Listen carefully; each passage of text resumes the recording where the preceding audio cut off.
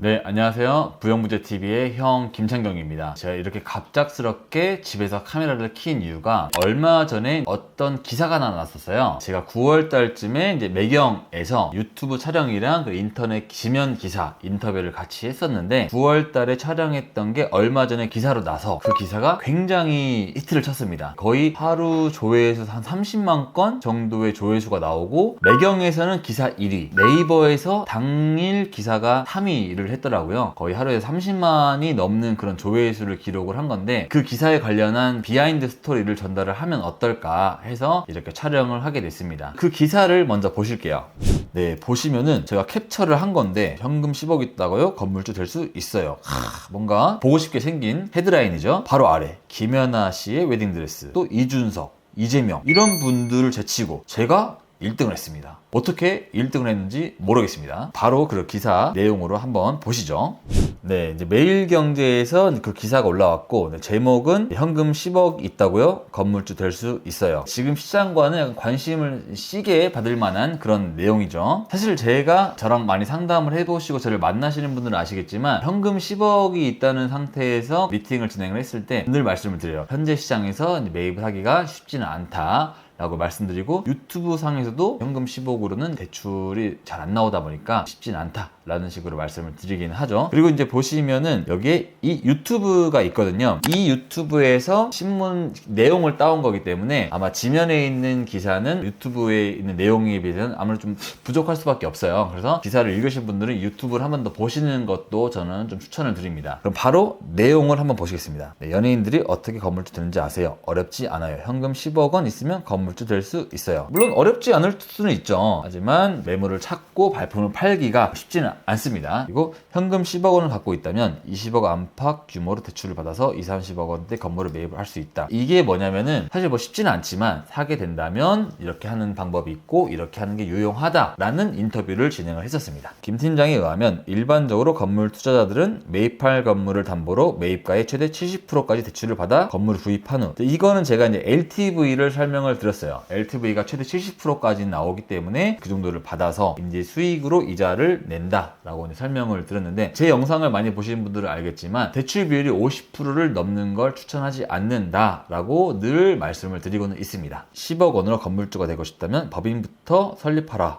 라고 조언을 했다. 사실 최근에 개인이 건물을 매입할 수 있는 시장은 아니죠. 왜냐면 개인은 RTI나 이런 게 있기 때문에 대출에서 규제가 굉장히 많이 되고 있어요. 최근에 제 손님분들도 현금 보유가 좀 많은 분이셨는데도 불구하고 개인으로 대출을 하려고 했을 때 50%도 안 나오는 경우가 있었기 때문에 어쩔 수 없이 법인을 설립을 하는 다른 방향으로 갔던 케이스도 있어서 최근에는 정말 법인을 설립을 해야만 건물을 매입을 할 수 있는 작년부터 그랬었던 일이니까 그런 케이스가 있다라고 인터뷰를 했었습니다. 네, 그리고 건물 구입 시 낡은 건물을 구입해 철구, 신축 혹은 리모델링 이건 또 질문이 그거였죠. 신축과 리모델링 중에 뭐가 낫냐라는 그런 이제 질문이었는데 사실 저도 뭐 최근 영상에서 최근 트렌드는 뭐 신축이나 리모델링도 많이 하기는 하지만 갖춰져 있는 건물을 사서 그대로 이제 수익을 받는 케이스도 많이 거래가 되고 있다라고 해서 저는 그거를 좀 더 추천을 드린다라고 최근에 설명을 많이 하고 있는데 질문 자체가 이제 신축이나 리모델링 중에 뭐가 낫냐라는 질문을 했을 때는 최근에 신축비가 워낙 많이 올라서 얼마 전에는 평당 1200만 원 정도의 신축비도 나오기도 했었어가지고 그렇게 원자재 값이 비싸져서 신축보다는 그나마 골조가 박혀있는 철골이 박혀있는 상태에서 외관과 내관을 꾸미는 그런 리모델링이 훨씬 선호된다라고 말씀을 드렸죠. 그리고 건물 구입 시 좋은 지역으로는 서울권을 추천을 했다. 만약에 이제 금액대가 한 30억 정도였다라고 하면 무조건 강남이라고 설명을 드렸겠지만 10억대라고 했을 때는 그래도 저는 서울권을 추천을 드립니다. 제가 상담을 하시거나 물건을 많이 소개를 해드리는 분들은 아시겠지만 웬만하면 경기도권은 안 보시고 그냥 서울권을 하시는 게 황금성 측면에서 훨씬 낫다라고 늘 설명을 드리죠. 물론 이제 경기도권도 많이 금액을 올릴 수가 있습니다만은 황금성은 어찌됐든 간에 서울권이 저는 훨씬 낫다. 이거는 뭐 입장 차이가 있을 수가 있어요. 그래서 서울권을 추천을 드렸죠. 네, 여기까지 이제 제가 내용에 대해서 비하인드 스토리나 생각을 말씀을 드렸고 댓글을 한번 보고 가도록 하겠습니다.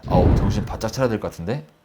네, 꼬마 빌딩 받아줄 호구 찾는 기사구만. 예금이자만큼도 수익이 안 나는 꼬마 빌딩 누구한테 넘기려고. 제가 뭐 꼬마 빌딩 받아줄 호구를 찾기 위해서 이런 뭐 인터뷰를 하거나 이런 기사를 낸 거는 아니고요. 예금이자만큼도 수익이 안 나는 꼬마 빌딩. 그렇죠. 최근에는 예금이자가 지금 6%만큼은 절대 안 나오고 있습니다. 좀 기이한 현상이 나타나고 있는데 맞는 말씀 하셨고요. 서울 기준 30억 건물 월세 수익 최대 500만 원. 너무 낮은 것 같긴 한데 최근에는 30억짜리 건물이 월세 수익 한 1000만 원 넘는 물건도 조금씩 나오긴 합니다. 500만 원은 살짝 너무 강남권 느낌이고 리모델링이나 신축을 해야 되는 그런 건물이 500만 원이지 않나. 대출 20억, 납부이자 금액 1000만 원 이상. 그렇죠. 한 20억 받으면 1000만 원은 뭐 나오는 거니까. 공인중개사로서 이런 기사 보면 정말 양심 없어 보임. 양심껏 냉정하고 정확하게 중개 좀 합시다. 네, 알겠습니다. 정확하게 중개를 할 수 있도록 하겠습니다. 네.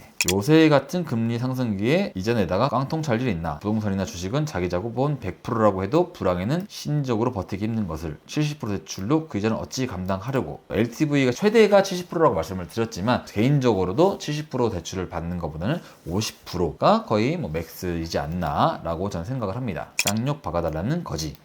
쌍욕 박아달라는 거는 아닙니다. 네. 공감선 봤으니까 최신순으로 한번 볼게요. 월세로 세금이랑 계속 상승 중인 이자가 감당되겠냐? 최소 건물의 50%는 현금으로 넣을 능력은 돼야 된다. 저도 공감을 합니다. 굉장히 잘 알고 계시는 분이시고요. 너 누구냐? 저는 이 댓글이 가장 현실적인 것 같아요. 나 같은 사람이 누군데 이렇게 1등에 기사가 떠서 봤을까? 저도 궁금하긴 하지만 저로 설명을 드리자면 리얼티 코리아에서 일하고 있는 한낱 공인중개사입니다. 사기꾼 얼굴을 대문짝만하게 내걸었네. 매경은 사기꾼 기사만 쓰냐? 사기꾼 이런 말은 제가 또 중개를 몇 년 동안 많이 했지만 제가 매수를 했던 분들을 보면은 대부분 좋게 잘했다. 늘 좋은 이야기를 해주시고 지금도 정말 좋은 친분을 유지하고 몇 년 동안 잘 관계를 유지하고 있거든요. 한 번도 뭐 서운하게 한다거나 정말 안 좋게 된 케이스는 한 건도 없었기 때문에 사기를 친다거나 그 사람의 자본을 막 깎아먹는 행동을 했다거나 한 적은 단 한 번도 제 양심을 걸고 없습니다. 나름 사명감을 가지고 하려고 노력을 하고 있어서 이런 사기꾼이란 단어가 좀 나오면 조금 마음이 쓰린 것 같기는 해요. 이런 부분은 좀 살짝 마음이 아프긴 합니다. 웃고 간다. 네. 그래도 기사 보고 한 번이라도 더 웃으셨으면 네, 감사합니다.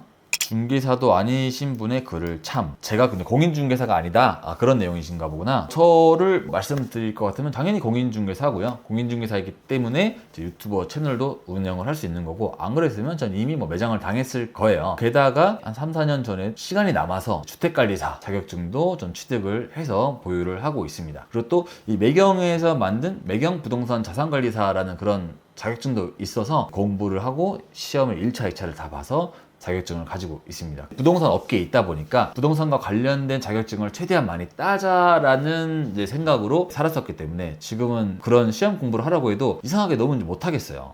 잘생겼다. 가뭄의 담비와 같은 그런 댓글. 감사합니다. 딱 봐도 가전 팔던 놈이냐, 보험 팔다가 빌라 팔이로 나선 놈이냐, 사기꾼 같은데. 이러면은 직업이 몇 개야? 가전 팔던 놈, 보험 팔고, 빌라 팔고, 사기꾼. 이러면 약간 굉장히 능력이 있을 것 같은데 저는 이제 그런 사람은 아니고 이전에는 영어를 가르치다가 공인중개사를 하고 있습니다. 프로필 사진 멋지게 찍은 거 보고 짐작은 함. 양복 입은 사람이 이유도 없이 잘 웃는데 돈 이야기하면 일단 피하는 게 상책. 나름의 인생의 노하우가 있으신가 보네요. 저도 참고를 하도록 하겠습니다. 이렇게 대충 봤는데 내용은 다 비슷한 것 같아요. 이 시기에 맞지 않는 내용이었다 보니까 호구 잡으러 왔네. 누구 망해라는 거냐? 사기치려고 하냐? 이런 느낌의 댓글이 많은데 다시 한번 말씀을 드리지만 그런 뉘앙스로 인터뷰를 하거나 기사가 나갔던 건 절대 아니고요. 이 기사로 인해서 좀 불편하셨거나 상처를 입으셨던 분들 좀 많이 계신 것 같아서 제가 이 자리를 빌어서 정말 죄송하다는 말씀을 드리고 싶습니다. 이렇게 뜰 거라고는 생각도 못했었고 이렇게 관심을 받을 거라고는 전혀 예상치도 못했었는데 제가 느낀 점은 뭐냐면 부동산이라는 게 많은 분들에게 밀접한 분야겠구나. 또 약간 살을 맞대는 생활 밀착형 그런 주제다 보니까 저도 지금 유튜브를 운영을 하면서 부동산 정보를 제공을 하고 있잖아요. 빌딩과 관련된 정보를 제공을 하고 있지만 제가 조금이라도 그릇되거나 왜곡된 정보를 전달을 해드리면 그걸 보시는 분 입장에서 상처를 받거나 자본에 좀 문제가 생길 수도 있겠구나라는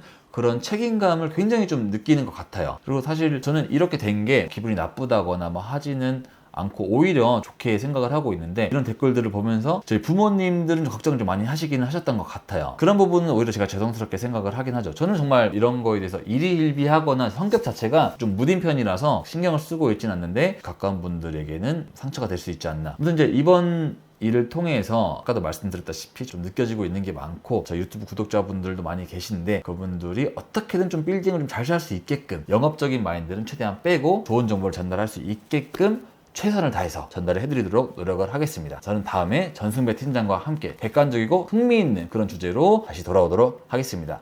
그럼 안녕.